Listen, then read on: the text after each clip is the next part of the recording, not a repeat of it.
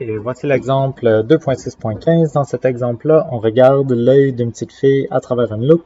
Ce qui est un petit peu mélangeant dans ce problème-là, c'est que, bon, premièrement, l'œil de la petite fille, c'est l'objet, c'est pas l'observateur, donc c'est ce qu'on regarde.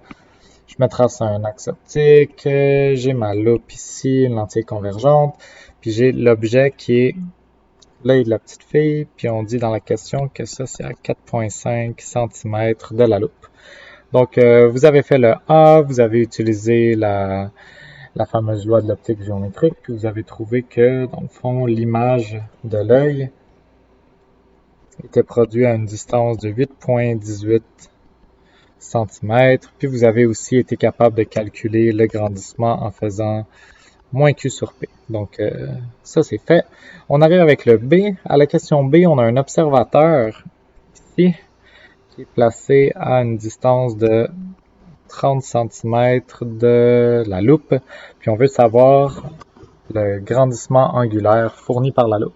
Pour avoir le grandissement angulaire, il va falloir que je calcule une taille angulaire pour mon objet et pour mon image.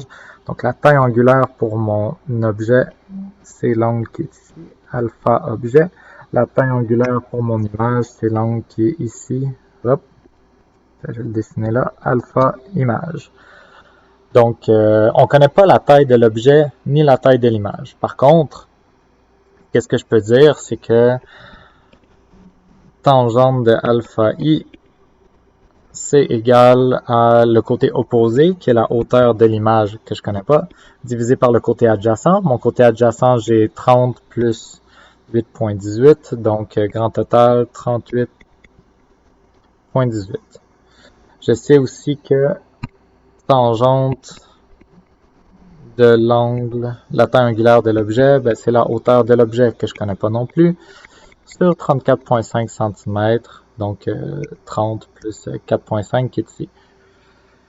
Dans l'exercice, on nous suggère, c'est une bonne suggestion, d'utiliser l'approximation des petits angles, c'est-à-dire faisons comme si tangente de l'angle était environ égale à l'angle, ça veut dire que l'angle est mesuré en rad. Donc, tangente de l'angle est à peu près égale à l'angle. Qu'est-ce que ça donne si on fait ça? Ça veut dire, oups, ok. Ça veut dire que tangente de l'angle qui est ici est environ égale à l'angle. Ça veut dire que tout ça est environ égal à alpha i. Première équation à utiliser. Et même chose pour la taille angulaire de l'objet. Donc, tout ça est à peu près égal à alpha objet. Voilà. Donc, ce que je veux calculer, c'est mon grandissement angulaire. Allons-y avec du bleu. Donc, grandissement angulaire, c'est la taille angulaire de l'image sur la taille angulaire de l'objet.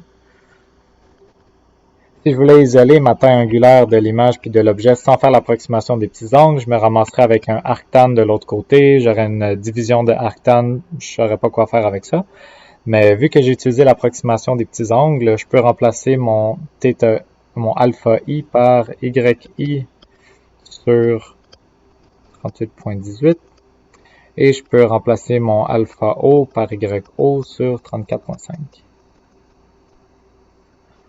Si je fais juste réécrire ça un petit peu différemment, ben je peux dire que c'est YI sur YO. Puis là, mon 38,18, il va au dénominateur. Les unités se simplifient. Hop, hop. Mon 34,5 va remonter au numérateur. Donc ça, c'est une fraction que je suis capable de calculer. Puis la dernière chose qui reste à réaliser, c'est que YI sur YO, c'est par définition le grandissement linéaire. Puis le grandissement linéaire, on l'a calculé quand on a fait le A. Donc, en principe, on le connaît.